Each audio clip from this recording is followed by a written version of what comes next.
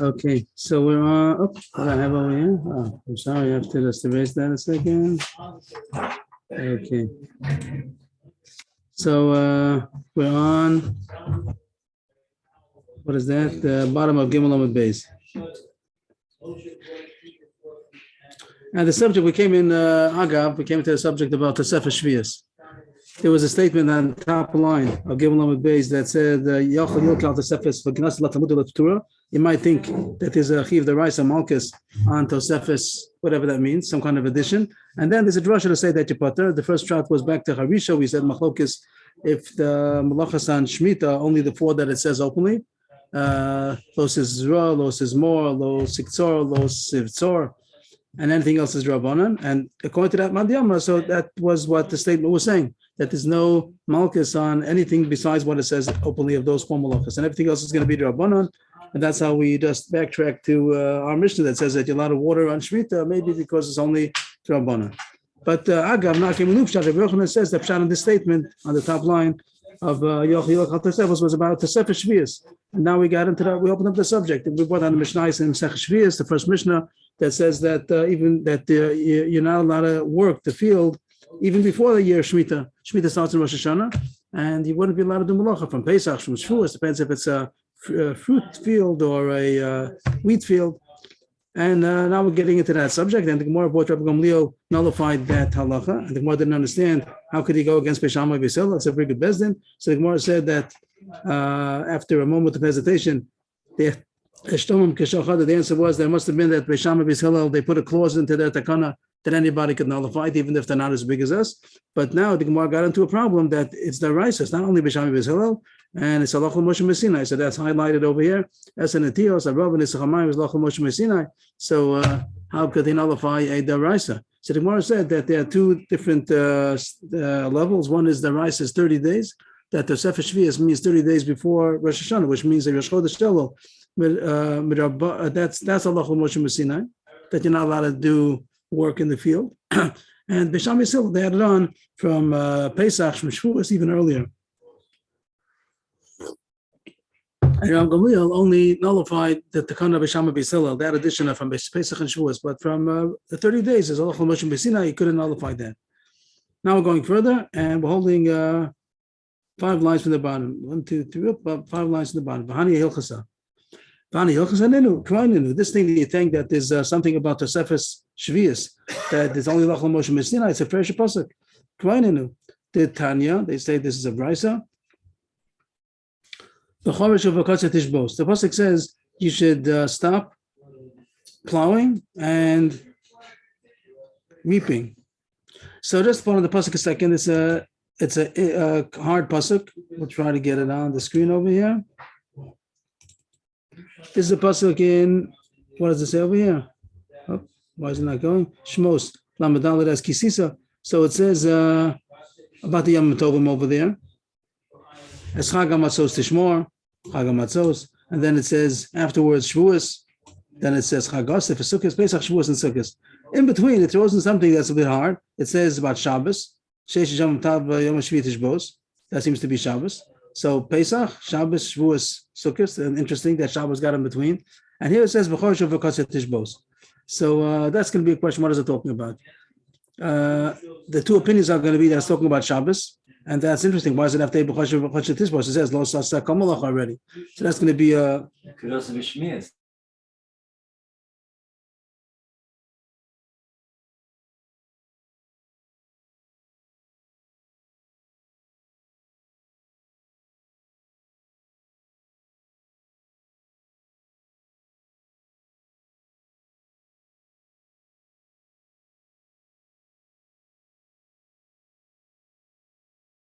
This possible. What is it talking about? So we open up. Well, sorry, back to the Gemara. Back to the Gemara. So Rabbi Kiva, the Gemara brings a pasuk. Rabbi Kiva Omer, it's talking about Shemitah. Like Chaim David said, it's talking about Shemitah. And don't plow and don't reap. Don't cut down the tuah. Rabbi Kiva Omer, the pasuk doesn't have to talk about Shemitah itself. Tosfos talks about Charisha, doesn't say Charisha, but we'll leave that to Tosfos. But Ketzira surely doesn't have to say, because it says openly, pasuk in Parshas Bahar where it talks about Shemitah, it says openly, Sadach Los is raw. And I'm sorry, and the end of the pasuk, how does it go? And the rest of it, that it says Esfiach Ketzircha Lo Siktzor. It says Lo Siktzor openly. So this pasuk, B'choshev V'katzah Tishbos, why do you have to have a pasuk to say you're not allowed to cut down on Shemitah? It's open pasuk. Ela Chorish al Erev Shvius Shenichnas Shvius. It's coming to tell you the plowing of the year before. This is the drasha we're looking for. The Gemara is asking, then why tell me it's on Lachon Moshe Sinai? It's a fresh pasuk because it's coming to tell you that you're not allowed to plow even the year before. Erev Shvius. Erev Shvius means the 6th year. And Katzah Shel Shvius means the fruit of Shvius that grow into the next year. They're also not allowed to cut it down the regular way because it's the produce is produce of Shemitah. But anyway, what do you see? That there is a Tosefes Shvius, a Raisa, a pasuk. But not only the Raisa, it's a pasuk. Before we say Lachon Moshe Sinai, that's the Gemara's kasha. Now let's go back to scroll back a little bit, 5 lines up. The Gemara said, you said it's Lachon Moshe Sinai. That was brought down in the highlight before Es and Etios. That's when we said Es and Etios says that Lachon Moshe Sinai, that if you have 10 samplings that are evenly distributed amongst in an area of 50 by 50 amas, so then you're allowed to plow until Rosh Hashanah because it needs it. If not, you're not allowed to. That means that Is this a loss of money? that is Lachon Moshe Sinai. What? It's going to be a loss of money if they don't. I guess so. Yeah, it's necessary. So that means that there is a halacha that you're not on Lachon Moshe Sinai level. It talks about that you're not allowed to do before Shemitah. If the whole thing would only be Drabanan, then you wouldn't have to have a heter to say as an Atius. You're allowed to Lachon Moshe Sinai. You're allowed to plow the field until Rosh Hashanah. It must be. It must be only because of that. That means that otherwise it would be usher to work on the field because it's not necessary. So you see, there's a Lachon Moshe Sinai. The Gemara's kasha is why are you saying it's Lachon Moshe Sinai? It's a pasuk. This Rabbi Kiva says that it's a pasuk. That's the Gemara's kasha now. It's not mamash our subject, but the Gemara is putting on the table all the different opinions. Before we said Lachon Moshe Sinai, here it says it's a pasuk. A chorish tishbos means you're not allowed to be chorish even erev shvius. Agav, Rabbi Shmuel argues on the Bechorish of V'katzah Tishbos. This Agav is going to come a main character as soon as Katsura going to get take the main stage. But right now it's only in parentheses, so to speak. I put in parentheses just to show that we don't need it right now. But Rabbi Kiva says Bechorish of V'katzah Tishbos is talking about Shemitah, like we just said. Rabbi Shmuel says no, it's talking about Shabbos. And how does he? And the kasha was, what do you have to have a pasuk that you're not allowed to do malacha on Shabbos? It says lo sasecha malacha. So Rabbi Shmuel says, I'll tell you why it says it. Rabbi Shmuel Omer ma chorish b'shus av katzir b'shus yotzak tzir omer shi mitzvah. That it's talking about Shabbos, and you tell me what do you have to have a pasuk for? Tell you're not allowed to plow and reap on Shabbos. Of course you're not allowed to. It's coming to tell you a point that you wouldn't know. It's coming to say that sometimes it's mutter. Charisha is any kind of a plowing in the Torah that's a mitzvah. Is it ever a mitzvah to plow? There's no such thing. You look in the whole Taryag, you look in the whole Torah, there's never a mitzvah to plow. So when the Torah says don't plow on Shabbos, it means because it's not a mitzvah. So from there we learn out that also when it says katzir, don't reap, over there also don't do it on Shabbos if it's a rishus, if it's your own business, it's voluntary katzira. But if it's a mitzvah to plow, is there a mitzvah to plow? I'm not to plow, to cut. Is there ever a mitzvah to cut? And yes, there is a mitzvah to cut. The katzira is a omer. The omer is a mitzvah to cut the omer. And even if you have already barley that's already cut, it's not good. You have to do Melamish Hashem K'tiras Omer. And they did it the night after Pesach, the night after Matzah Yom Tov. Erev Shabbos is Pesach, and Matzah Pesach is Shabbos, and they can cut. Again, please. Erev Shabbos is Pesach. Right. And then Pesach, the night after, the first night, the Matzah Yom Tov, the first Matzah Yom Tov, the first Chol HaMoed is the time to K'tiras Omer. So it's right. It's Docha Shabbos. And how do you know that? How do you know it's Docha Shabbos? From this drasha, because it says because of Tishbos on Shabbos don't plow and reap.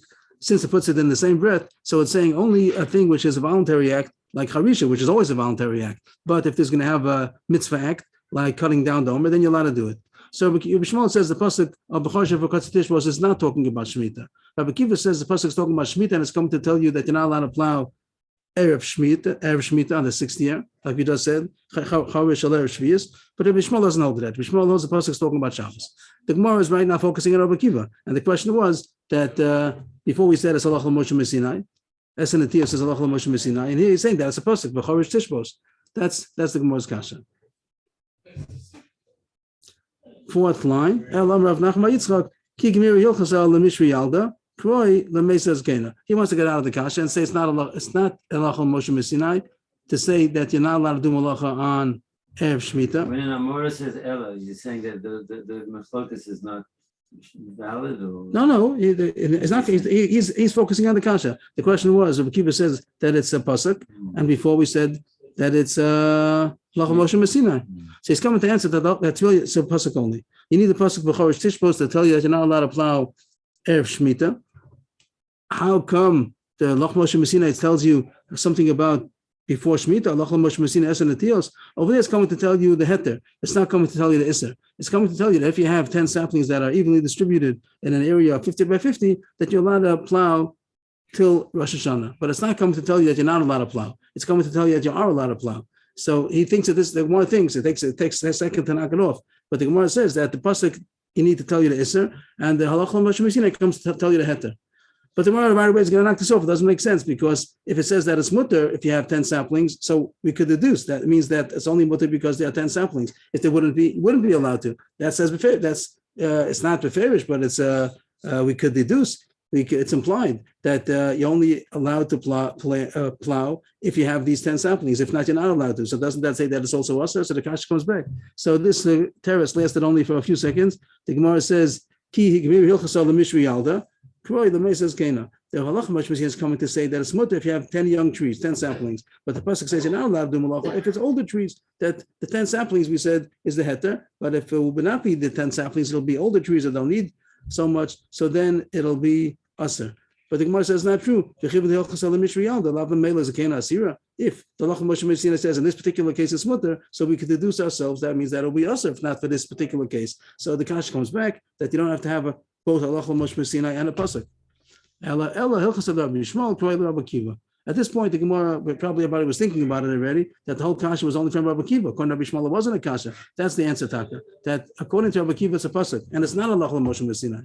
And this Halachah Moshe Messina is Rabbi Shmuel talking. Rabbi Shmuel is the one who says B'choshev is talking about Shabbos. Like we said, he lives out the drasha to tell you that you're allowed to do Ktsiras Omer on Shabbos. So he says the pasuk B'choshev is not talking about Shemitah. So according to him, it's Halachah Moshe Messina. So it comes out this is going to be very relevant to the end of the Gemara that this machlokes. If this Halacha Tosefah Shvius that you're not allowed to work on the 60th of Shemitah, even before Shemitah comes in, that it's a machlokes. If it is the Raisa, there's a Rabbanan from Pesach and Shavuos from Beishama Beisil. That's a later Gzeir. That's Rabbanan. But there's a Raisa going on. Is this the Raisa of Ferish Pasuk, or is it only Halachah Moshe Messina? Halachah Moshe Messina is also the Raisa, but it's not a pasuk. So Rabbi Shmuel says that it's Halachah Moshe Messina. There's no pasuk for it because the Choshev V'Katzah Tishbos is talking about Shabbos. But Rabbi Kiva says it's talking about Shemitah, this pasuk, and it's coming to tell you the Harish of Erev Shemitah, and you don't need a Halachah Moshe Messina. So it comes out Machlokes Tana and Rabbi Shmuel and Rabbi Kiva, if Tosefah Shvius that you're not allowed to do work towards the end of the 6th year is a pasuk was Halachah Moshe Messina. The pasuk says Sheshes Yemim. So how does that come to be Shvius?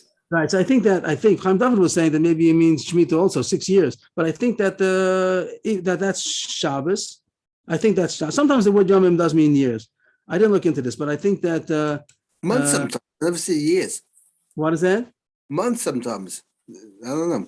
No, the word Yomim, it says I think that over there it says Yomim or Asor. Yomim or Asor. Over there by Rivka, over there it means a year. Yomim is a year, and Asor. But I think you're right. I think that's talking about Shabbos. Just to see the pasuk a second. I think you're right. It's talking about Shabbos, and even though the beginning of the pasuk is talking about Shabbos, these 3 words is talking about Shemitah. Dochak, Dochak. But that seems to be the machlokes. That B'choshev V'Katzah Tishbos is talking about Shemitah according to Rabbi Kiva. So at this point we have machlokes if Tosefah Shvius that you're not allowed to work at the end of the 6th year, is it Halachah Moshe Messina or is it a pasuk? Everyone knows that as the Raisa. Is it a pasuk or is it Halachah Moshe Messina? But till now, just to sum up what we said till now and yesterday also, that when Rabbi Gamliel nullified the Tosefah Shvius, he only was able to nullify the Rabbanan, get nullified the Raisa. So there was the Raisa of 30 days, and that he didn't nullify either it's a pasuk because Halachah Moshe Messina. And Beishama Beisil, they added on more Tosefes, even from back up to Pesach and Shavuos before Shemitah. And that Rabbi Gamliel nullified. And how was he able to do that, even though it was a smaller bezdin? That there was a clause that Beishama Beisil said already, if anybody wants to nullify it, they can nullify it. At this point, back to Pesach that was yesterday. If you look back on Amud Beis, there's a mission over there in Shemitah that says that wheat field, you're not allowed to work from Pesach. So 6 months before Shemitah. For them in the year starts. And according to our Gemara so far, that was knocked off. Pesach and Shavuos was knocked off because Rav Gamliel knocked it off, but still the deraisa of 30 days still holds, and you can't knock down the deraisa. But now the Gemara comes, Rabbi Yochanan Amar, Rav Gamliel Beis Din with the deraisa batalu, that Rav Gamliel and his best, and they knocked out even the deraisa. How you knock off a deraisa? My timer. So first the Gemara tries it, it's not going to work, and then the Gemara is going to have a pshat what he meant to say. How could you knock off the deraisa? Of course, you can't knock off a deraisa. That's pashut. But it's going to be a drasha from the Torah to knock it off. There's a Gezer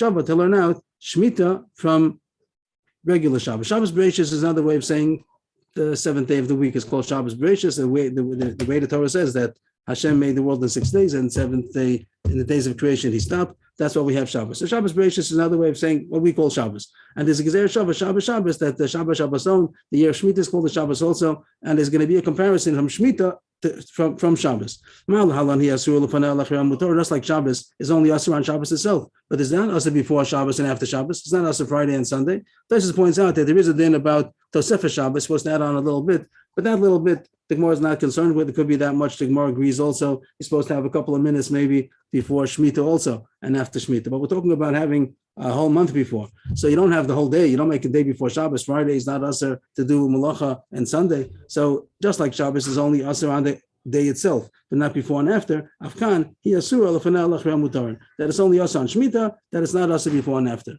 So Rav Gamliel had a drasha to say there's no such thing as the Sefer Shvius, but they want to knock it off right away.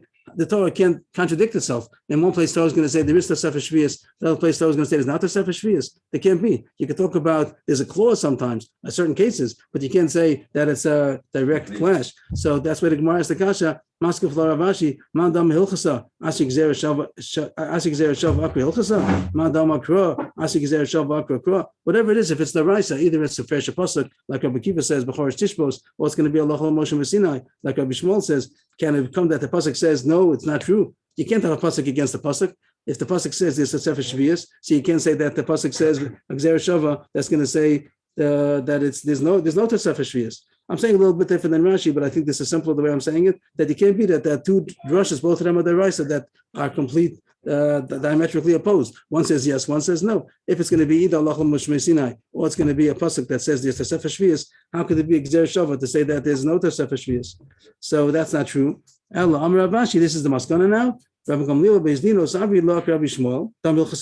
Before we said a couple of lines ago, that's a machlokas if it's a pasuk that's Allah Moshe Sinai. So if it's a pasuk, then the Gemara says then there's no way to knock it off. But if it's Allah Moshe Sinai, so then the Allah Moshe Sinai qualifies. When is it asur?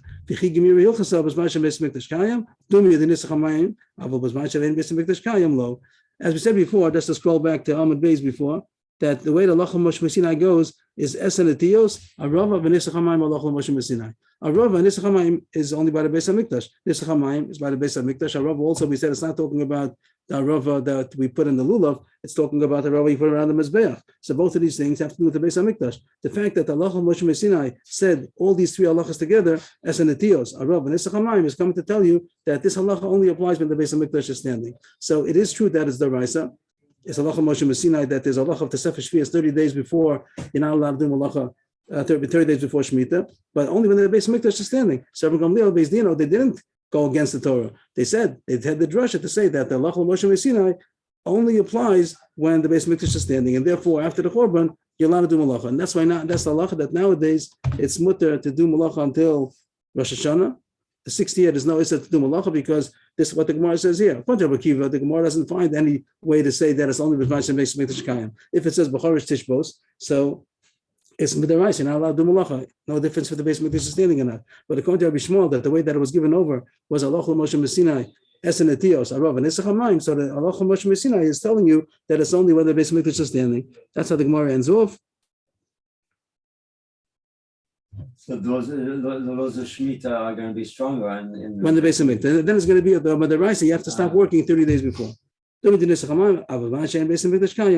all this, we got a big bonus. We got a big cruise over here. Really, we started talking about just to zoom out and see the whole picture. We started with the Mishnah that says that Mashkin Beis Hashlachin B'Shvius.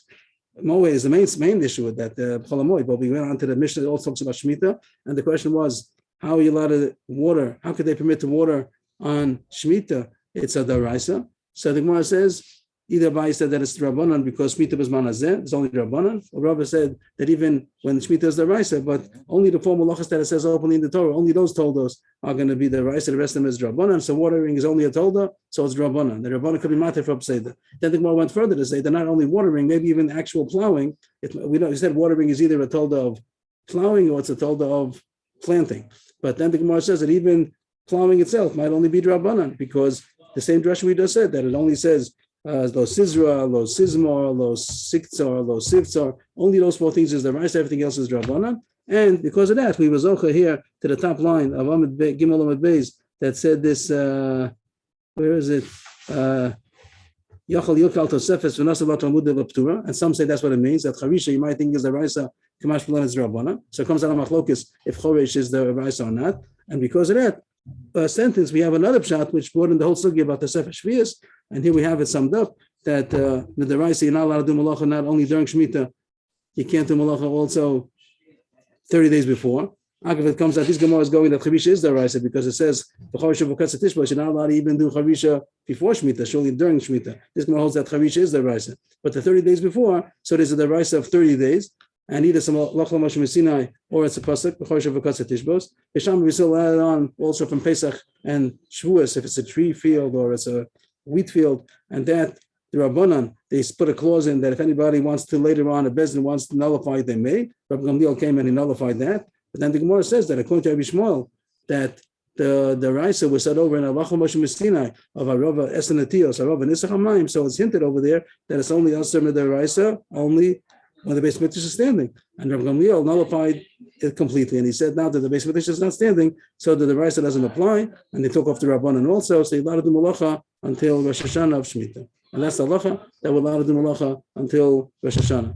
That's the farmer. The separate are the Raisa only at the time of the Beis Mikdash. Right, that's what the Gemara comes out according to Rabbi Shmuel. According to Rabbi Akiva, it's not dependent, but according to Rabbi Shmuel, it is. And it's not Rabbi Shmuel.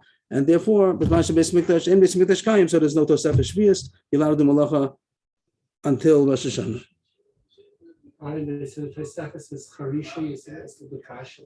That comes out. This Gemara is going that Charisha is the Raisa, but Charisha V'Katz Tishbos, and all these things comes out. It's the Raisa during Shvius, which the Gemara said before is not simple. It could be that even Charisha during Shvius is Rabbanan. Rabbi Akiva seemed to have held that the Charisha V'Katz Tishbos. He said just to see the words over there. He said Ein Tzarich Lomar. Where is that? Rabbi Akiva says Ein Tzarich Lomar Charisha V'Katz Shel Shvius, and then so that's not so simple, right? So this Gemara seems to hold that Chavisha is the Raisa. Little Tosfos talks about it, but I guess for now it's good enough. So the Gemara continues back to the Mishnah. So we learned so far. It took a couple of pages. We learned the first line of the Mishnah that Mashkin Beis Shlachim b'moed v'shvius. But then the Mishnah continued that you're not allowed avalomi me'gishamim u'me'akilon. That on the moed you're not allowed to water from rainwater or from a kilon. Kilon is some kind of a pump that not like today, electric pump, but they have manual pump. So there's a lot of work to do. So Negishamim, the Gemara is going to say soon why you're not allowed to. You're allowed to, if you have a mayan, if you have a spring and you channel the water, these things you're allowed to do. A hose, put on an irrigation system. But if you're going to have to work, so it says you're not allowed to. Because it's too much tircha. On Shemitah, there's no problem of working. The problem is only on moed. Moed, and moed, you're not allowed to work too much. They don't want you to have the tircha yourself. So the Gemara says, I understand why you're not allowed to use this pump system because it's too much work. You don't want you to work on Chol HaMoed. So that's why it's aser to use pumping water on Chol HaMoed. But if it's rainwater, what's the problem? You have a well that filled up from the rainwater, so it's not more tircha than it would be if it would be mayan, if it would be a spring, if it's filled up. So it's not any more difficult. So the Gemara says two pshatim, and there might be enough kamina. You're directing the water. Right. You can open it. Right. You're opening up the same way you channel spring water, so you could spring the rainwater also once the well is filled up. So the Gemara says two tziritzim. That you're right. That really there's no tircha in megishamim, but since it's similar, the setup is similar to when you have a pump, you also have a well. So then it's not similar to spring water, and therefore they made gzera. Just like mekilon is a tircha, megishamim is not a tircha, but they made gzera. So if they're going to permit you to use megishamim, then you're also going to use mekilon. Rav Ashi Yamar, a different shot. Megishamim gufayu lidei mekilon asu. that the rainwater is going to become a kilon. Why is that? Because right now the level is high level. The well is filled up. But if you take out water, eventually it gets lower down. If it gets lower down, you have to start getting a bucket and work on it to get the water out. So even though right now there's no tircha, but it could come to a tircha. The first area is that even though there's no tircha, but it's similar enough that they made a gezerah atume kilon. Second area says that this itself could sometimes come a tircha because the water level goes down.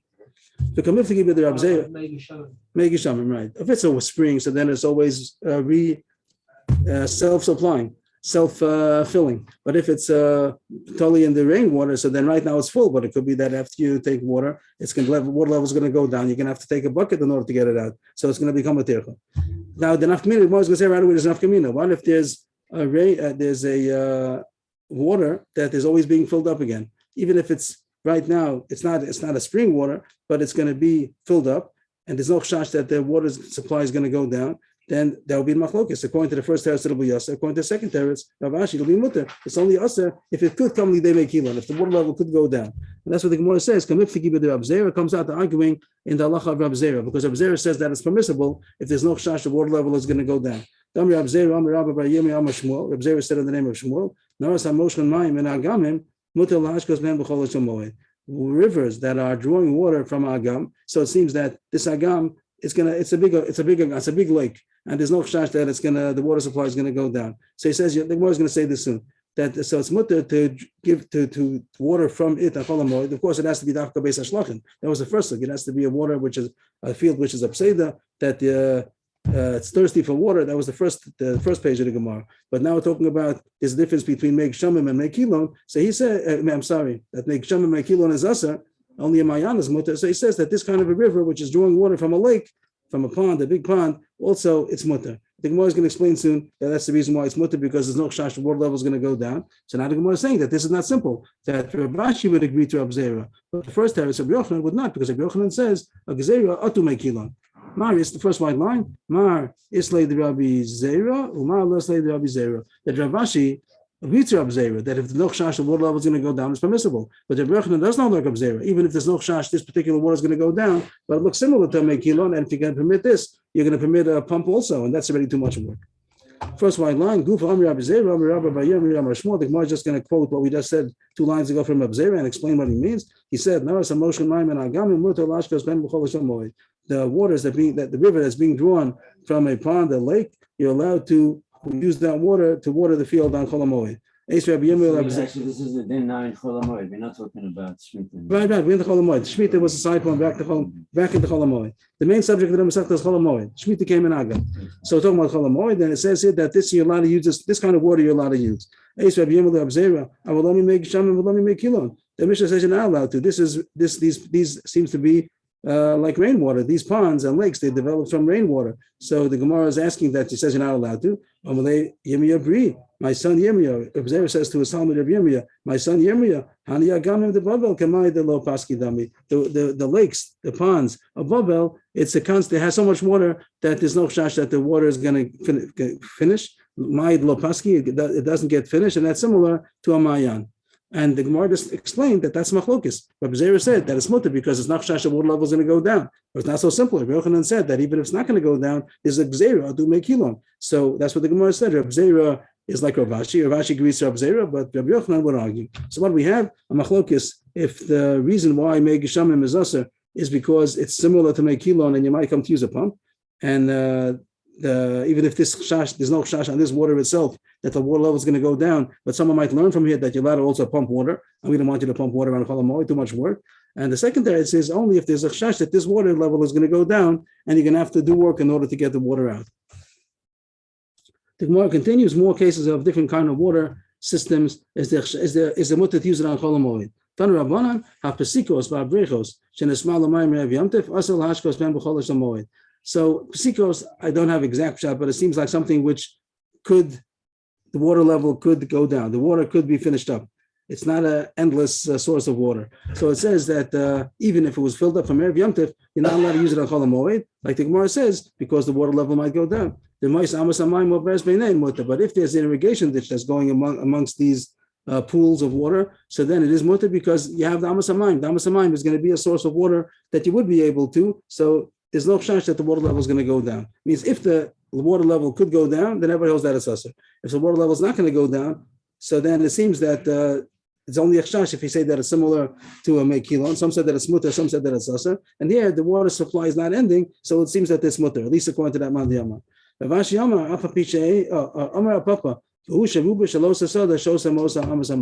that it's only considered that a backup, like you have this backup of Damas Hamayim that's possible to feed, to drink, to give to water the field, only if there's so much water in that Amas Hamayim that it'll be able to water the field, most of the field.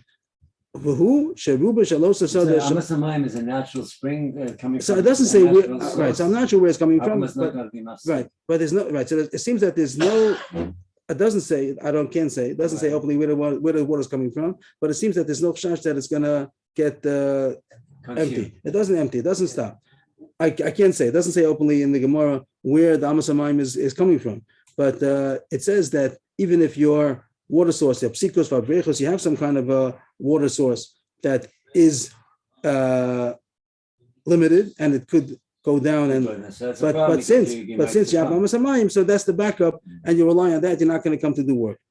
But Papa says only if there's so much water in that Amos Hamayim that at least most of the field could be watered from that source. Even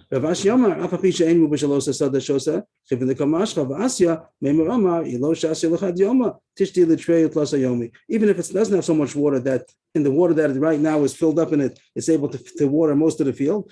But since it does slowly fill up, the Amos Hamayim is slowly filling up, even though right now the reservoir doesn't have so much that it could water most of the field, but he's not in such a rush since it's constantly feeding more water. So if it doesn't drink in 1 day, so it'll be able to drink in 3 days. It means eventually,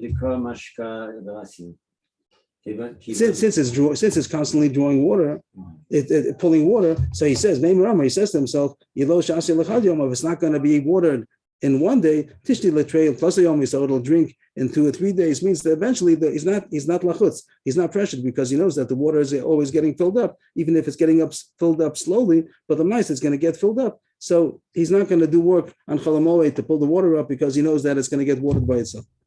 Tanu Rabbanan. Just in terms of taich, don't say Amos Hamayim is usually just a gathering, a pooling of water. I don't think so. I think Amos Hamayim is an irrigation ditch. Like the word Amma is like long and narrow. Amma, the Gemara is going to say soon. We'll see soon that it's usually an Amma deep and an Amma wide. Then it's a what they call irrigation channel. Canal. We know what the source of the water is. That's I didn't get it. I didn't see that it says about it, but it seems that it's coming from someplace that's not a chash that is a whole lot of water. So you have to. But it's a slow irrigation dish, but it's not gonna get finished. That's what it seems to say. Excuse me, and just the taich reicha. Reicha is a pool of water. I don't know, like a reservoir, a pool of water. Nowadays, that's the word for a pool is a brecha. That's what the word is today also. Tanu Rabbanan here.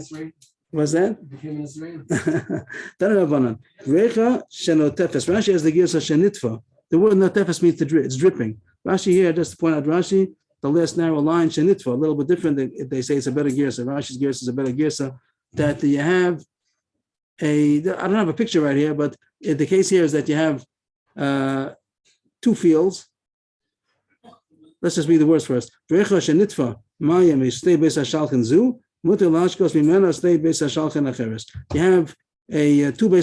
A beis hashlachin is this thirsty field, and it seems you have one higher than the other one. There's a high beis hashlachin, and a lower one. I should have had some kind of a picture, but let's use imagination without a picture. You have 2 beis hashlachin, that one is a higher level than the other one.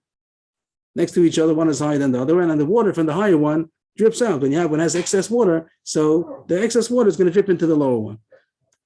What and I do. I think I have a picture here if you want me to share. Okay, I appreciate it. Okay, share screen. Where did it go?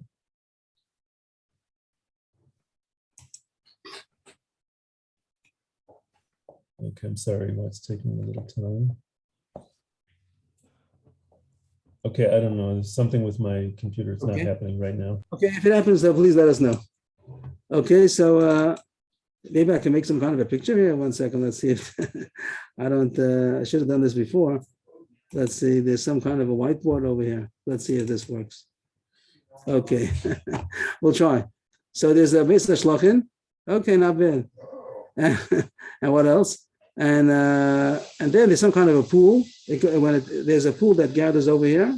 Okay, I'm trying. Okay. And then it goes further down to another field, to another Beis Shlochin. Okay, not bad, something. So Good artist, bro.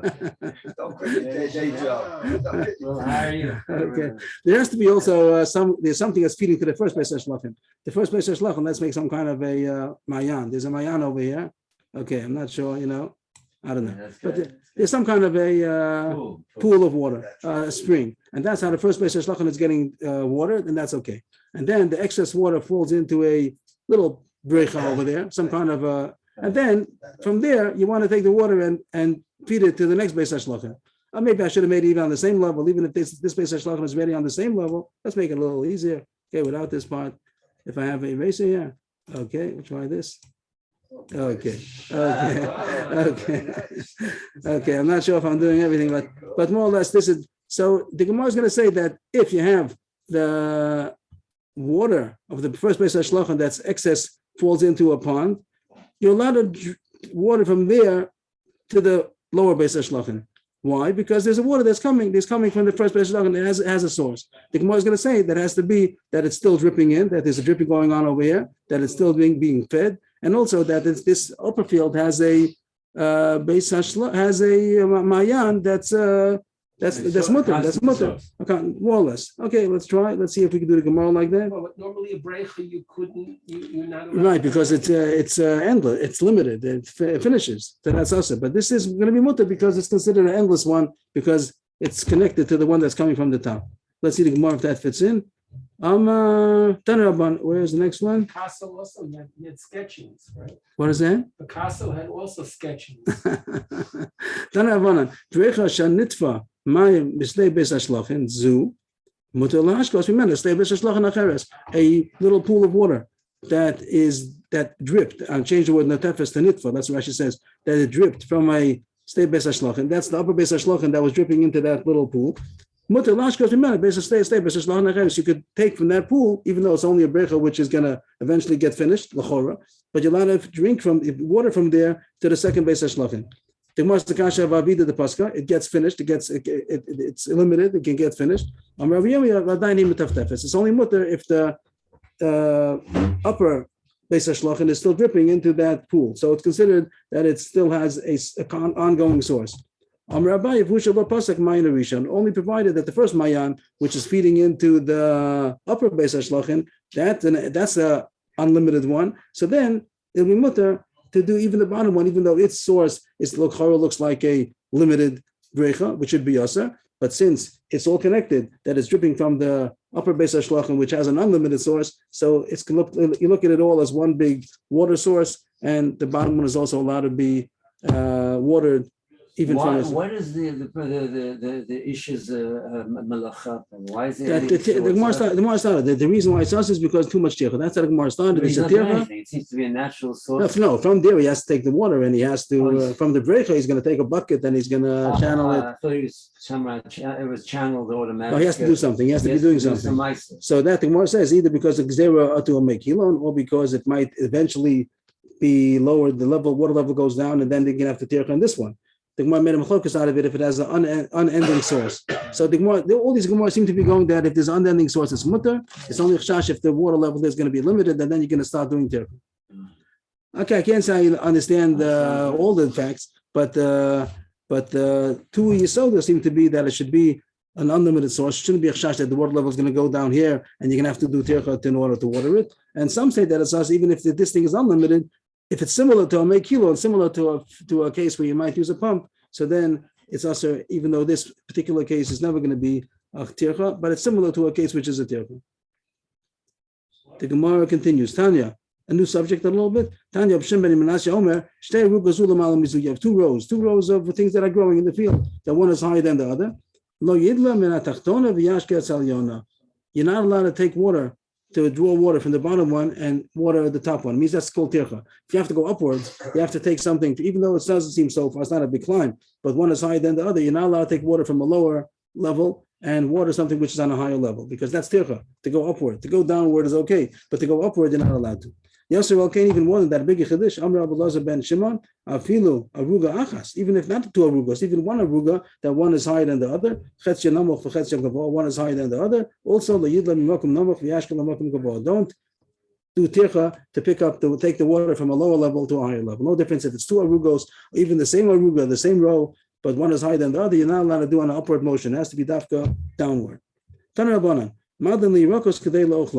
That if you have a vegetable garden and you want to water, so vegetables, very interesting that it seeps up the water right away and it has an effect on the vegetables, even for the same day, even a couple of days. So same day or within a couple of days of Chol HaMoed. So you're allowed to water the vegetables if you're going to be eating them on Chol HaMoed.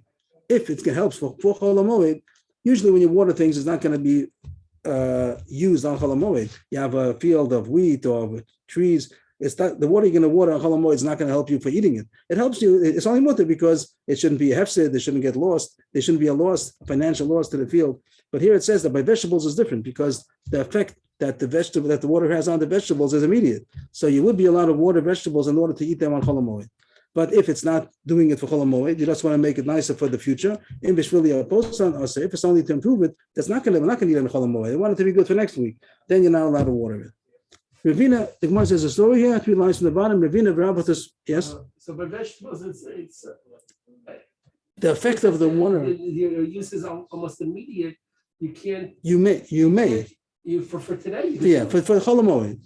It doesn't have to be dafka today. I think as long as the Chol HaMoed, you have for 4 days Chol HaMoed, 5 days. Because it absorbs a lot of water. It will absorb water, and you'll benefit from the watering on Chol HaMoed, and then you're allowed to. I don't think it has to be the same day, as long as it's going to be Chol HaMoed. But if it's going to be only for next week after Chol HaMoed, so then you're not allowed to. Not for vegetables, but for trees, yes. Then if it's a hefsid, only if vegetables also, if it's going to be hefsid. If it's a hefsid, if it's going to say it's not going to make it till after Chol HaMoed, so then you'd be allowed to. Nashvi is Chol HaMoed. Don't want Chol HaMoed now. That the reason why it's mutter is because the hefsid, and now we're saying another heter, even if it's not hefsid, if you're going to benefit from the watering on Chol HaMoed, because you're able to eat it already, you can have a nice cucumber that you watered 2 days ago. So, and the water gets absorbed right away. The cucumber becomes a juicy cucumber. So then you're allowed to, because you're benefiting it on Chol HaMoed. But if it's just to improve it for the future, then you're not allowed to. The one says a nice story. Ravina Rabba Tisva have a ka'azli ba'orcha. Ravina and Rabba Tisva were going on the road. It was Chol HaMoed. They saw somebody that was watering. The word dali davla, they were watering, and it seems they had a vegetable garden. He was watering his vegetable garden on Chol HaMoed. Amalei Rabba Tisva Ravina leisima l'shamte. So Rabba Tisva said to Ravina that you should put him in chayrim. He's being over Chol HaMoed. Now nowadays, put a chayrim. It sounds like what did he do and everything. So we're not talking about people that don't know anything. People know the halachas, and he's being over Chol HaMoed. So it doesn't mean he's not going to first tell him, you're doing, if he doesn't stop. But there's such a thing that if someone's over on a halacha, so they put him in chayrim. So he told him he's being over Chol HaMoed. Amalei, Batanya, Madlani Rokas, they look. So what's the problem? He's allowed to, because the halacha, as we just said, that you're allowed to water vegetables in order to eat it. So he's saying, I mean, he's himself saying, he's defending himself. No. There's the two Amaram walking by, Rabba Tisva and Ravina. So Rabba Tisva said he should put on chayrim. Ravina said he's allowed to, because it says in the Brisa that you're allowed to water vegetables in order to eat them. Amalei, that's not the pshat. These words, madli rokos, we had it highlighted before, madli rokos. So we said the word like dli, like a bucket, that you're allowed to take a bucket of water in order to water the vegetables. He said, that's not the pshat. Misavas my madlin mayu. You think that it means that you're allowed to water it? It doesn't mean that. My madlin, shlufe. He said he had a different style in the Brisa. Sometimes he means to thin out. And he brings a Mishnah in Peah that says that there's one of the malachas to do in a field, trees, is that you have to, or vegetables, whatever, that you have to thin it out in order that it shouldn't be so intense and the ground doesn't have enough nutrition to give it. So that's what the word medel means. So he thinks that the word madlin the rokos means that if you have too many vegetables that are growing, you're allowed to take out some in order that the rest of them should grow better. But it doesn't say anything about watering. I'm sorry. Nothing. Katan, top line. Hamedel bekifanim, kishem shu medel b'shalom, kachu medel b'shalanim, Rav Yehuda, Rav Meir Omer, b'shalom rishai, ve'eni rishai b'shalanim. That's reason Mishnah to say that the word medel means this thinning out. Over there, it's not our subject at all. Just wants to know the translation. Over there, it talks about if you're allowed to thin out the parts of the vine that are going to go to the poor, like olalos and things that are supposed to go to the poor. are you also allowed to thin that out also? So that's a machlokas. Rabbi says that the same when you're thinning out your geffen, the same way you're allowed to thin out yours, you're allowed to thin out that which is going to go to the poor. But Meir says no, you're only allowed to thin out yours. You're not allowed to thin out that which is going to go to the poor.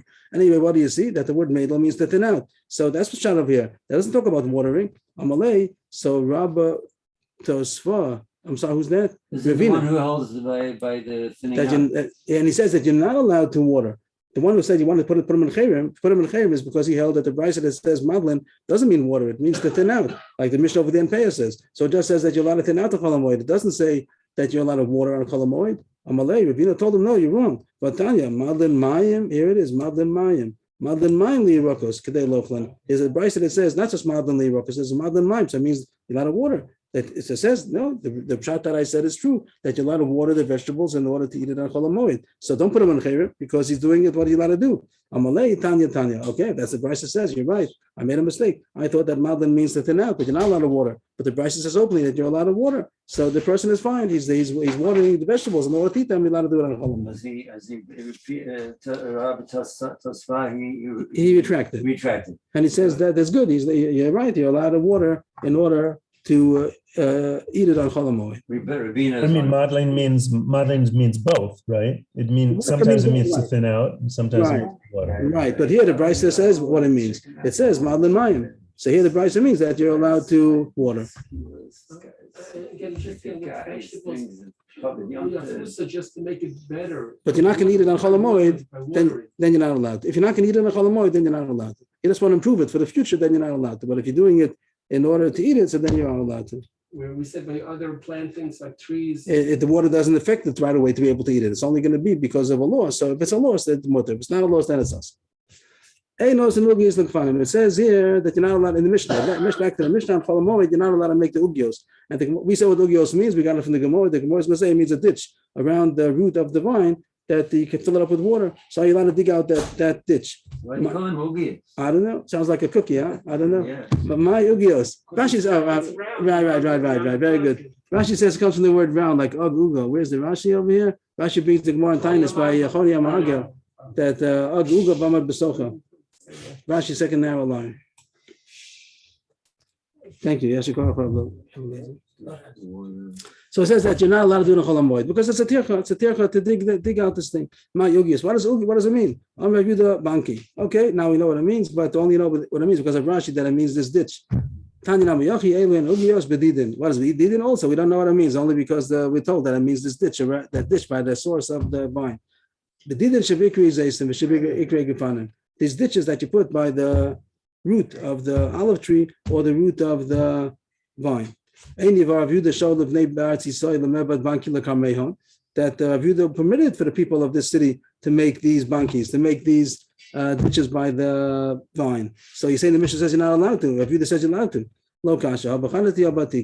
Depends if it's a new one or it's an old one. If it's a new one for the first time, then it's hard to dig it out. You're not allowed to. But if it's already been made, it got filled up, and you have to clean it out. That you're allowed to do because it's already soft and it's not a big tircha. So it comes out that even though Mishnah says it's half dug. It's half dug. It's dug already, and now that's got stuffed up a little bit. You have to clean it out. That you're allowed to do. But if it's for the first time, then it's a tircha. You're not allowed.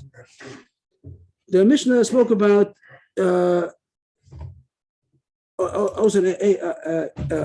Amasamayim. Are you allowed to dig out the irrigation ditch, the irrigation channel? Are you allowed to dig it out? What does that mean? What? What does that mean? It means you want to take a shovel and dig out irrigation canal. To make one. To make the irrigation canal, not the water, not about watering, from digging it out. Amasamayim means irrigation canal. Oh, yes, like I said before. Right. I think the word amma also means like long and narrow. So are you allowed to, talks about Amasamayim was going through the Beis HaMikdash. Amasamayim always means a irrigation canal. So not irrigation, a canal. It's called Amasamayim. So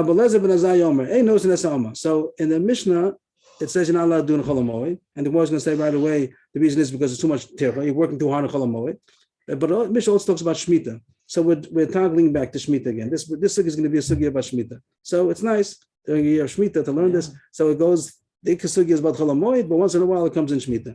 So the Mishnah says a machlokes if you're allowed to do this during shmita or not. On chol hamoed you're not allowed to, and machlokes is if you're allowed to do it on shmita. Just if we jump back a second to the Mishnah, to the beginning of the Masechta, couple of pages ago. Oop, too much. Mashkin. Here it is. Rabbi Lazar ben Azariah Omer. Rabbi Lazar ben Azariah Omer. Ein knows in a summer betchila b'moed uveshvius. So he says you're not allowed to do it on Shemitah either. You're not allowed to dig out your irrigation canal on Shemitah either. The whole year of Shemitah, you're not allowed to make this irrigation canal, which is a question. Why not? He's not doing any mulach on the field. He's going to make irrigation. He has a year now, no work in the field. So let him make irrigation dishes. Why not? So Elizabeth Azari says not. We'll see soon why. Shemitah you're allowed to. Chol Hamoed, everyone knows you're not allowed to. Too much work. Shemitah is a machlokis. And that's going to be the Gemara now. To jump back to where we are. Are you allowed to make irrigation canals on Shemitah?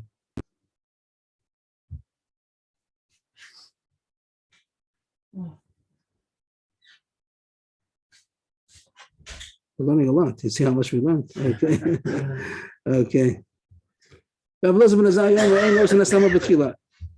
Rabbanan say you are allowed to. On Chol Hamoed, we understand why you're not allowed to, because it's too much techa. You're working too hard on Chol Hamoed. Don't make irrigation canals. El Shvi is my time, but why not? Why can't you make irrigation canals on Shemitah? Not about watering. You're not going to use the water. You just want to make it after you have a whole year. After Shemitah, you'll run the water through. Why? What's wrong with building irrigation canal on Shemitah? It seems like it's against the Emunah that Hashem will take care of us. What's that? Do it in a year that he's. Well, I have time now. Now I have a year of no work, half a day in Kollel and half a day to big.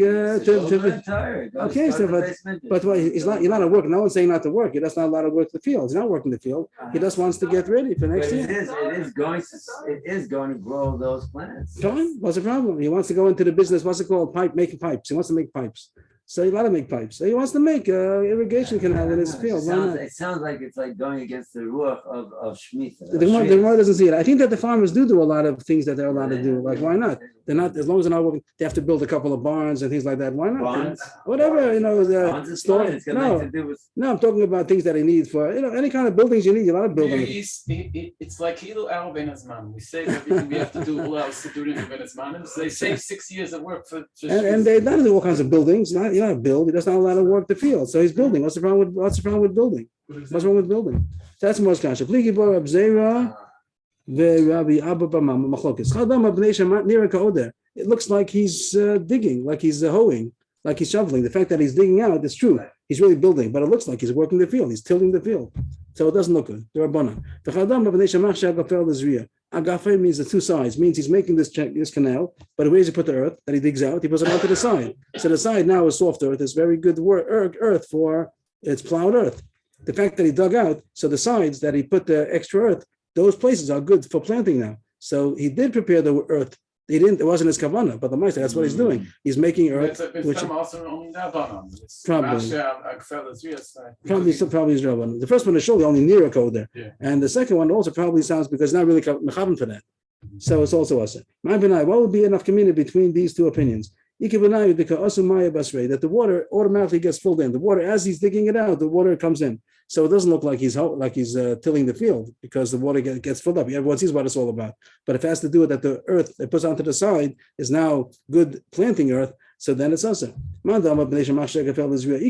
hold the problem is because the side is getting the sides where he puts the extra earth, that it's getting it's good usable for planting, so it's usher. But the one who says that it looks like you're tilling in the place where you're shoveling out over there, everyone sees that it's not because the water is coming in. As you're digging, the water comes in. But the Gemara says both reasons sound good. That even if there's water coming in and the place where you're digging doesn't seem like a problem, but why doesn't he agree to the Adaman Diyama? That putting the earth onto the side, that looks like that's problematic because over there is making it usable for planting. So the Gemara retracts, that everybody agrees that Machshah Gafel Lezriya is a problem, but the question is going to be, do you say that it's near a coder? Do you see the problem of the place where you're digging? If you take the earth, I'm not sure if I said right just now, but let's try that. If you take the earth and you don't put it on the sides, usually when you dig, you put it on the two sides. But he has a truck over there, and he puts it onto the truck, takes it away far away. He's not going to put it right next to it. So the mandam of Nation Machshah Gafel Lezriya Leka. If the problem is because you're making the sides usable, he's not making the sides usable. He's taking the earth, he's transporting it someplace else. But if the problem is because it looks like you're digging, it does look like you're digging over here. If you have both of them, you have water coming in and also you're taking away the earth, then if Shogim will take point everybody. But here the Gemara finds that a case where one would hold that as mutter, one hold that as asa. And the more again that's the same question, why doesn't everybody agree that it should be asa? Well, why doesn't he agree that this is also a problem? Even though you take away all the extra earth and you put it in a truck, take it away, but why does it look like you're plowing right here in the place where you're digging out? The Gemara says, it doesn't look like you're hoeing, because the fact that when you're taking away the earth, all the earth taking away, so even what you're doing also doesn't look like you're just tilling the earth, because you don't usually take away the earth. The fact that you are taking you're digging, and all the earth that you're taking out, you're putting onto a truck to take someplace else, so it doesn't look like a problem of there either. That was the machlok. The machlok is, does it look like there or not? This We're one only worried about what it looks like, not what you're going to do with it. So again, everyone says that the Gemara says that everybody agrees that if you put earth onto the side, it is problematic. The only hat is going to be if you take the earth and put it away, something, Right. take it far away, and a place where everyone sees that you're not using it for planting. Is there a problem of there? So that's the machlok. Some say there means to hoe, to till the ground. You're turning over the ground. Is that a problem? It looks like really doing it for the canal. You want to make a canal over here, but is there a problem that it looks like you're there? So some say yes, and some say no, because since taking the extra earth and taking it away, so then it doesn't look like there either. We had a machlok what the reason is. Rabbi Elazar ben Azariah. Amemar had the version that said explicitly the reason why Rabbi Elazar ben Azariah says it's us is because it looks like it's tilling, and he has a Stephen of Rabbi Elazar ben Azariah. Rabbi Elazar ben Azariah calls near Koder also. Rabbi Elazar ben Azariah says that since it looks like you're tilling, it's us. That's the reason why he says that you're not allowed to dig out a canal. We're a mini question from Mishnah. It says also Adam is zivla osa. The question is like this: a person has zevel, he has fertilizer. So you're not allowed to fertilize the land during Shemitah. We said you're not allowed to fertilize the land. What if he just wants to store a big pile of fertilizer? He wants to, so the place where he's putting it, maybe it looks like you're fertilizing, but he has a whole big amount. It's not a problem. So it says also Adam is zivla osa. You're allowed to make a big otza of zevel, a lot of manure, whatever you're going to use for fertilizer. And since you make a whole lot, it doesn't look like you're fertilizing the land. Reb Meir, what does it say? Reb Meir oser yamik shloshet tvachim or yagvir shloshet tvachim. Reb Meir says it's also that you're not allowed to make a big pile of zevel, only if you have the level is either 3 tvachim lower or 3 tvachim high. It has to be shown that it's not the regular field. If you have a ditch that's 3 tvachim deep, then you're allowed to put the zevel into it. Or if you have a little mound that's 3 tvachim high, you're allowed to put the fertilizer on it. But if it's the same level as the rest of the field, it looks like you're fertilizing. What if you had some fertilizer there from before Shemitah that is fertilizer on the ground already? So then it looks better because people see putting it onto fertilizer. It is already fertilizer. When you fertilize a field, you don't put it onto fertilizer. You put it onto the field that's not fertilized. Sorry, can you just go back for a second? When you're putting down the fertilizer, so you're making a mound, or if there's a ditch, you're filling the ditch. I don't know what's So I think the 3 tvachim means that you see that it's not the same level as the rest of the ground. It isn't the regular field. The regular field, you're not allowed to put fertilizer. But if it's higher or lower, then people see that it's not the regular field. It's just a storage place. So here it says, according to if you had some fertilizer that's already there on the ground, most of Allah, then you're allowed to put more, because then everyone sees you're just putting more fertilizer. There's already fertilizer. If there's no fertilizer, you start putting it down. So then Rabbi Meir says there's a problem, only if it's higher or lower level. And here it says if you had some fertilizer already, then it doesn't look like you're fertilizing. But Rabbi Elazar ben Azariah also he does, even if it's fertilizer there already, Rabbi Elazar ben Azariah doesn't permit. Only again, if you have those conditions, it's either higher or lower, or it's on a rock, means you can't put it on a field which might look like you're fertilizing. But the Gemara says these words, the Gemara is focusing on these words. It says if you have this fertilizer, even if it's already fertilizer on the ground, you're not allowed to put more there on Shemitah unless you deepen 3 tvachim. If you take the words literally, it means that you have to dig out. On Shemitah, you're going to come, you want to put your fertilizer, you're not allowed to, because you have to have a place which is 3 tvachim deep or 3 tvachim high. So it says you're allowed to dig 3 tvachim. That's what it sounds like. It sounds like on Shemitah, you're going to take your shovel and dig out a ditch of 3 tvachim. Well, on the plant on the field that's going to be used for planting after Shemitah. Yeah, after Shemitah. But right now, I just want to make my fertilizer. I want to put a fertilizer over so there. He's using So, it as if he's making it a trough specifically for making fertilizer. yes. So he takes a shovel and he digs out this ditch which is 3 tvachim deep. Then he brings his truck of fertilizer. So the question is, what are you doing? You're digging a ditch 3 tvachim. Rabbi Elazar ben Azariah just said that you're not allowed to dig a canal because it looks like you're tilling the soil. So here too, if you're going to dig out the bore 3 tvachim, he should have said that associate because it looks like you're digging, like you're tilling the soil. That's the most kasha. The answer But is his purpose is to make fertilizer.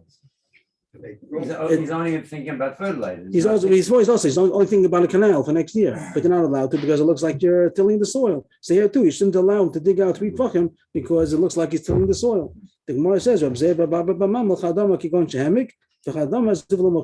these two people have a machlokas what the answer is. One says, Achi Yamik doesn't mean they should do it now. No, you're not allowed to dig on Shemitah because it looks like you're tilling the soil. Achi Yamik means Kigon Shehemik. If you have a place which is already dug out, you're not allowed to dig it out on Shemitah. But if you have a place which is already a ditch, which is Fifam, then you'd be allowed to put it in. And the other one says, if they see, even though they see that you're digging and they think maybe he's tilling, if they see that the zevel's coming in right away, so then they understood what he did. I'm not sure why it's different than the case of the canal. I guess by the canal, and a year later he's going to put the water in. Right now they don't see any water. Right now they think that he's tilling the soil. That's why it's us. But I hear that the zevel right away comes in to the ditch, so people understand that he's not doing it for tilling the soil. He just wanted to make a ditch in order to store the soil. We have to run a little bit to go. We're late. Try to go fast over here. It says that if you have a canal which has been already dug out, just to got stuffed up, you're allowed to. That says in the Mishnah, you are allowed to clean out. You're allowed to be metakein the ones that are ruined. What does that mean? That the original canal, the dimensions are 6 by 6 tvachim, and this was 6 by 6 tvachim, but the deep 6 tvachim down, 6 tvachim wide, but it got stuffed up, and now it only has one tefach. You're allowed to dig out 5 tvachim. You're allowed to dig out 5. That's I'm a 6 tvachim, right? That's good. I'm a 6 tvachim, and if it was originally 6 tvachim and it got stuffed up, you only have 1 tefach deep. You're allowed to dig out to 5 tvachim. The Gemara has a couple of questions, or really only one question. What if you have that originally was 3 tvachim deep? It wasn't 6 tvachim deep. It was a small canal. It was only 3 tvachim deep, and now it got stuffed up 2.5 tvachim. You have only half tefach deep. It's the same ratio, 1 to 6. The same way that you're allowed to do from originally it was 6 and now it's only 1. You're allowed to dig out the 5 times 5/6. So here too, are you allowed to dig out the 2.5 tvachim in order to get all together the original 3? The Gemara says no. That's you're not allowed to do. It's not a good irrigation. It's not a good canal. If it's only 3 tvachim, it doesn't take a lot of water. That's not good. So it's not worth it. You're not allowed to do it because it's not going to be functional. Also low. That if you had originally was 12 tvachim, very big, much more, double the size that you needed, and it got stuffed up 10 tvachim, and you only have 2 tvachim, you also want to do the same ratio. He says, if you let me do 1 to 6, so let me do 2 to 12. Also, that's too big. You don't need such a big one. That's the unnecessary work. You can't do it. 6 tvachim is a good canal. So those 2 questions are not questions. Well, what is the question? Tifchayim al shiva, that it was originally 7 tvachim, not 6 tvachim, and it got stuffed up 5 tvachim. You have 2 tvachim left, but you want to do another 5 tvachim. Means the ratio is not a consideration over here. But how much work are you doing? And 7 is not terribly overdone. It's good. It's good to have a 7 tvachim canal. 6 tvachim is perfect, but 7 tvachim could even be also. So maybe am I allowed to dig out 5 tvachim the same way you allow me to dig out 5 tvachim from 1 to 6? Do you allow me to dig out from? It's already dug out 2. I want to get to 7. The same way that you permit him to do 5 tvachim before from 1 to 6. So it's let me do 2 to 7. Maybe it's not necessary because it's too much work. It's not necessary. The canal is a good canal, 6 tvachim. We don't need 7 tvachim. Do only 4 tvachim. If you have 2, do 4 tvachim. Thank you, Leib Yaakov. What does it say? 1 to 6 is good. 1/2 to 3 is not good. 2 to 12 is not good. 2 to 7 is a question. Yes, thank you. Wow. Okay, and to finish off, Abaye Shawal Levnei Ba'amdoch l'schufe Nara. So I wouldn't know what Rashi, but Abaye permitted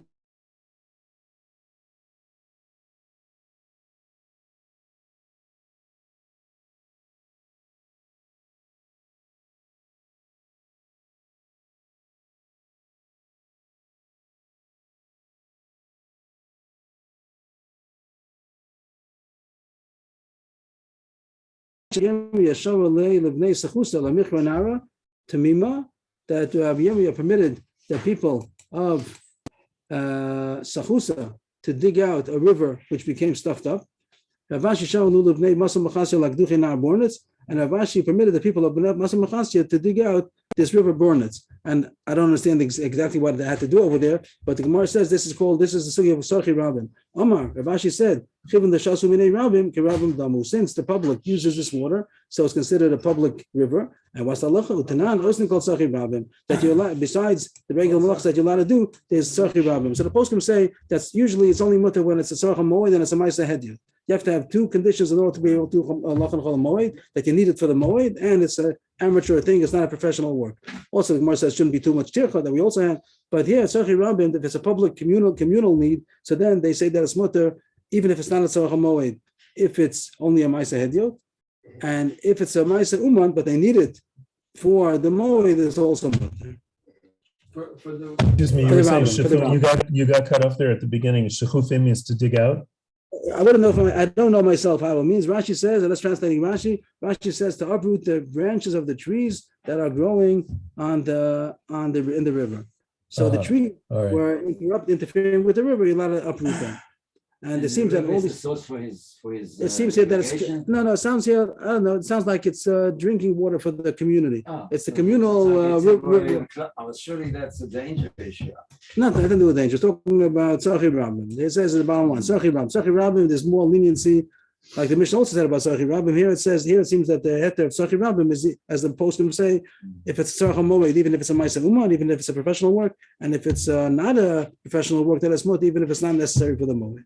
Okay, we're over time. I'm sorry. We'll be back in 2 minutes with Pirkei Avos position.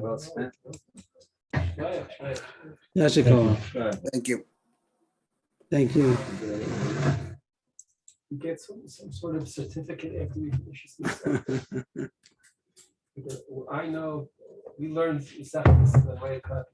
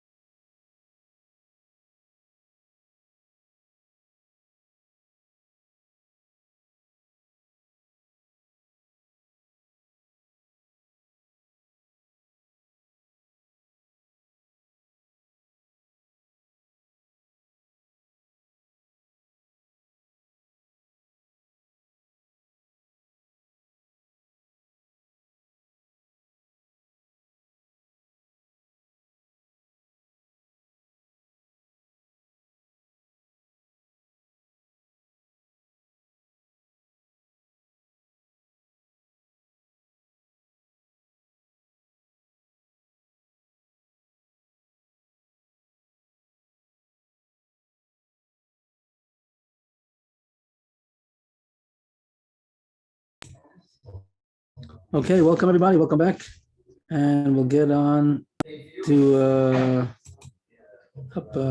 sorry.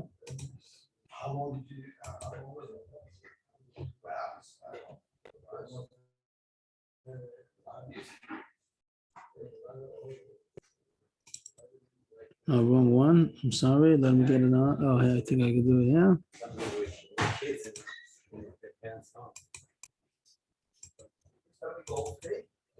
Okay.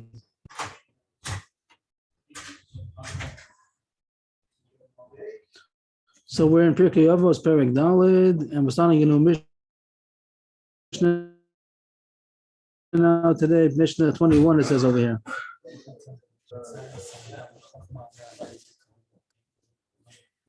So this is a new subject. We spoke about different Mishnah earlier. They're all different subject, but here we go into a new subject. Jealousy and lust and glory seeking take a person out of the world. What does it mean taking a person? What is the concept of taking a person out of the world?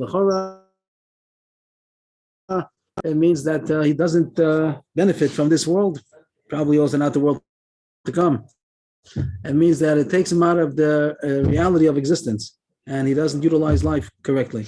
Kina, taiva, kava, three bad character traits: jealousy and lust and glory seeking. So that's going to be the subject for the next couple of days, probably. Tana Rabbana, Gemara and Sota. Sota nasna b'mi she'eno roila. This is going to be a yisod that the Gemara is going to elaborate on. That when a person is not satisfied with what they have, they could have been very satisfied and enjoyed what they have, but they were looking for more. They're going to even lose what they had. A sota, it's a married woman. She could have had a good life with her husband, but she was looking for something that doesn't belong to her, not appropriate for her. She went to a different man. So Masha Bikshalon, but she was one that she didn't get. But Masha Biyada not even what she has, she lost. That means that a sota, if she has relations with another man, so then she's also to her husband. Also, she dies if she doesn't. If she drinks the water, she has a choice to just get divorced and do tshuva and live the rest of her life. But if she says that she's innocent, so Hashem gave her an opportunity, she should be able to prove her innocence. But if she's not innocent, so then she's gonna lose. Even if she lives, she doesn't drink, but she's gonna lose her husband. So she looked at something that she didn't have. She's gonna lose even that which she did have. Whereas that shekola no say neina b'masha eno shalo, masha mevakesh eno shalo, or masha b'yodan open. That's the rule. That anybody that puts his eyes into something which doesn't belong to him, what he's looking for, he's not going to get, and what he has already, he's going to lose. He's going to come out worse than he was. Not only doesn't he get what he doesn't deserve, what is not his, but he's even going to lose what he has. That's the biggie. So be happy and enjoy what you have.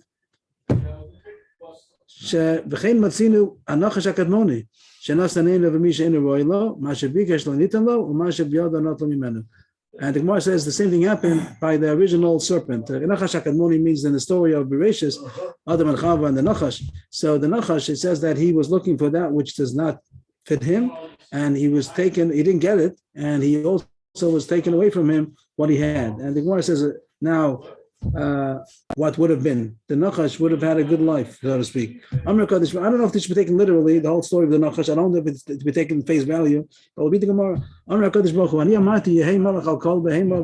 had a plan that the snake should be the king of all animals. But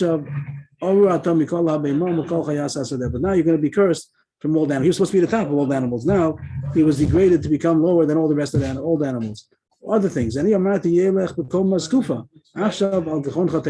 planned that he should go erect, he should go upright, he should have feet, he should be an upright animal. But now he's going to go on his belly. I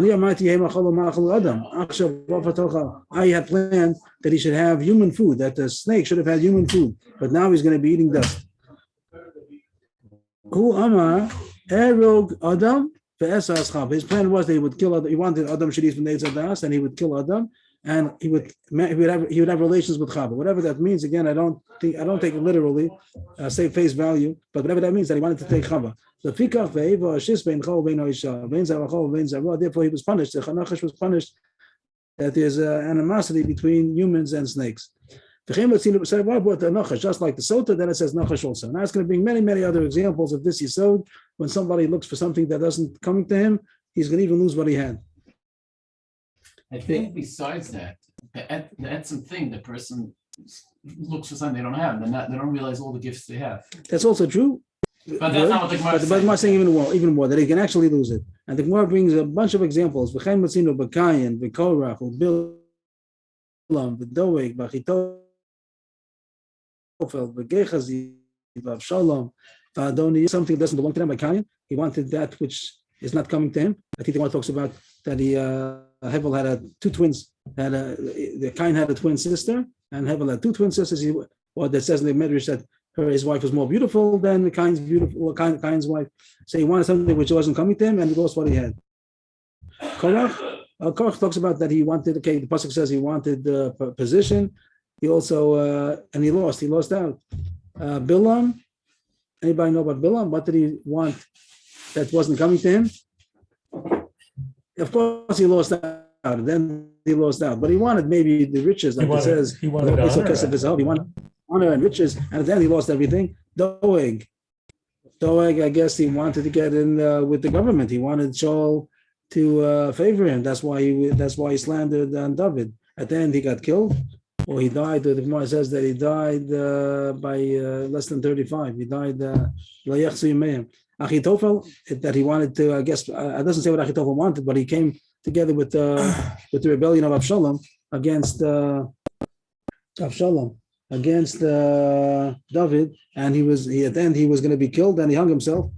The Gehazi, he was a Talmud of Elisha, and he wanted the riches that Naaman had offered, a few talents of silver, and at the end he became a Matzorah, and he lost everything that he had. And Avshalom, he wanted the kingship, and he lost his life. Adoniyahu, he also wanted the kingship of David, and he lost his life.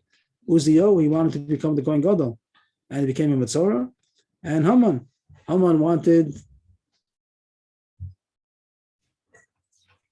to kill the Jews. What did he want? What did Haman want that he lost? Okay, of course he lost. I would think honor. He had all that stuff, and yet Mordechai didn't bow down to him. So wouldn't that be honor? And then he had the power. Didn't he have everything. Power? Yeah. Okay, but maybe he wasn't powerful over Mordechai. Mordechai was still in his way. Mordechai wasn't bowing down. Right, that was the one thing he didn't. That was the one thing he didn't have, and because of that, he lost everything. One thing he didn't have is that he didn't have Mordechai bowing down, and because of that, he lost everything. They put their eyes. They wanted something. They desired something that wasn't theirs. Whatever they wanted, they didn't get. It wasn't given to them, and whatever they had was taken from them. So that's the yisod, that a person should look at what he has. Like Avraham said, first of all, enjoy what you have. And here it says, if that person doesn't enjoy what he has and he wants to look for things that don't belong to him, he's talking about something which is not just he's looking in a permissible way, he's looking for things that he's not supposed to have, that's not ra'ui. So then he's going to lose also even what he has. I heard a pshat. I want to know if the Rav holds a nice pshat. It says, on the other hand, it says, so he has half of what he wants. On the other hand, it says, you're not going to even have half of what you want. That's the Lashon of Chazal. Yeah, so he has Messiah. So this where does he say that when you're looking for the Messiah, you don't have the money. You're not living the money you have in the bank, but you don't feel you have it. So you're missing that half also. Very nice. Let's say it over. That it says if somebody has 100, he wants 200. If he wants 200, if he has 200, he wants 400. Another place it says that when a person dies, he doesn't even have half of what he wanted. So he should have had half. If it says he has 200, he wants 400. He only wants double. So the calculation should have been, according to the math, that he does have half. Why does he say he doesn't even have half? So I'm saying because he doesn't. Okay, we haven't heard it from that he doesn't even enjoy what he has. When he has 200, he wants 400, but he doesn't even enjoy the 200 that he has. So he doesn't even have half of his desire. That's the yisod that it says here, that when a person he loses it. That doesn't say about the desire. That's a different point, different aspect. But here it says that he's going to lose even what he has. A person should look at what he has and not look for things that are not coming to him. Shabbos 152. Anu kapuloi tevu kapli bara. There were diggers that were digging in the land of Rav Nachman, Bara of Rav Nachman, I guess in his yard, whatever, or maybe in his house, whatever they were digging. So they didn't realize it, but they stumbled upon a grave, and they were digging out a grave, and the one who was buried over there was Rabachoi Bar Yoshia. So he spoke to them.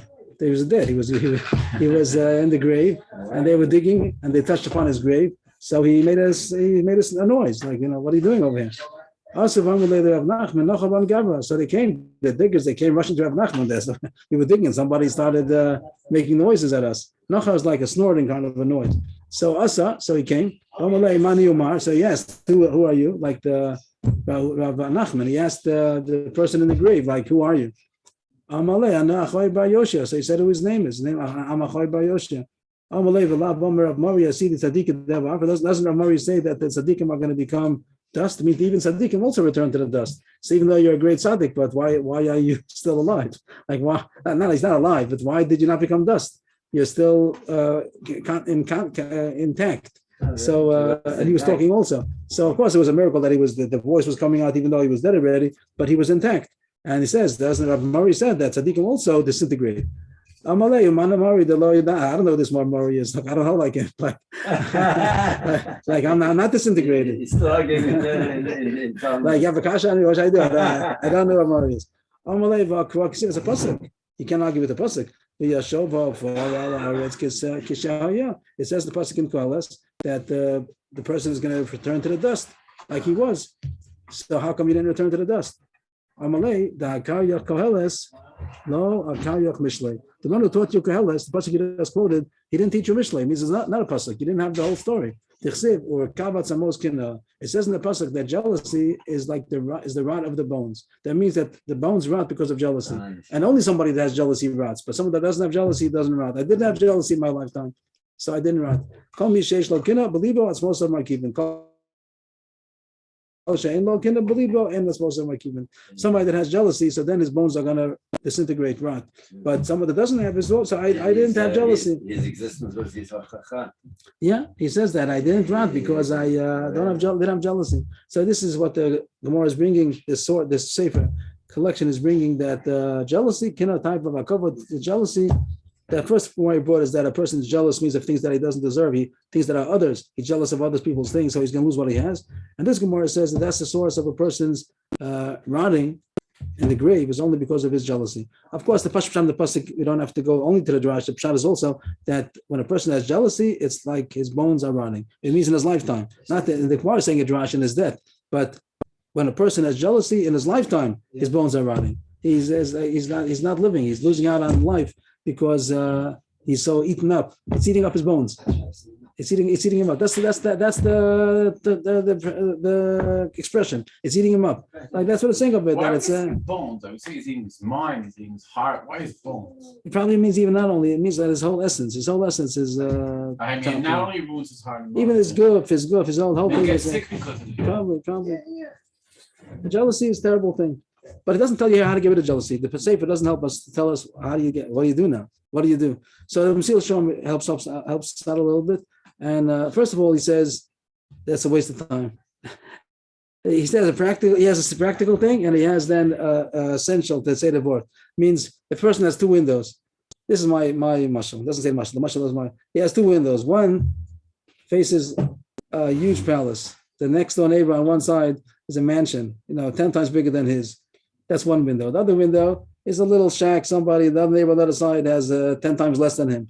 So he should close up this window. And look at that window. It means you have a choice of living out. How long are you going to live? 70, 80, 90, 120, whatever it's going to be. So what are you doing with your life? You're going to be miserable your whole life and look at people that have more than you. Or you can look at people that have less than you and live a good life. So why waste life? So this first answer doesn't really say why inherently it's not true. Why it's not, but it's a waste of time. A waste of life, like he says, he's writing his bones. Not a Jewish reason. Not a Jewish reason. Stop. Then the Mesil Shalom says more than that. He says that everything a person has is custom made. This is what he needs for his good. And it's like the mashal that they say that they're different medicines. And for one person, this medicine is good. The other person, this medicine is good. And it's not good to take that medicine. So if your person would realize that his situation is custom made, whatever he has, if it's going to be both in his physical state or his emotional state or his popularity or his relationships, everything, whatever. Of course, he has his own free choice. A lot of things that he can't blame anybody. He can't blame Hashem for his free choice. But when it's things that are not his free choice, Hashem put him in a situation, created him in a situation, a certain time, place, whatever. So relatives.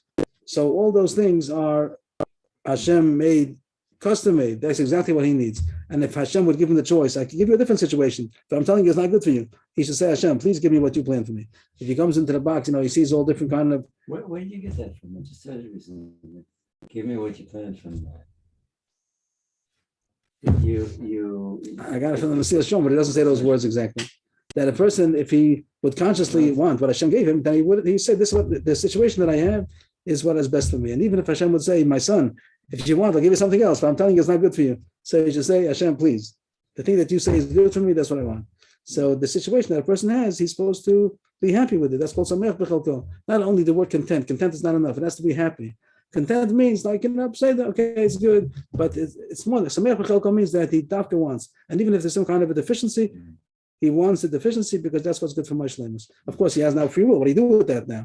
Whatever he's supposed to do, both if it's going to be a good situation or a bad situation, that's only the setup, the stage that Hashem made for him, and that's perfect. But now he has to be perfect, and he has to use it for whatever he's supposed to do.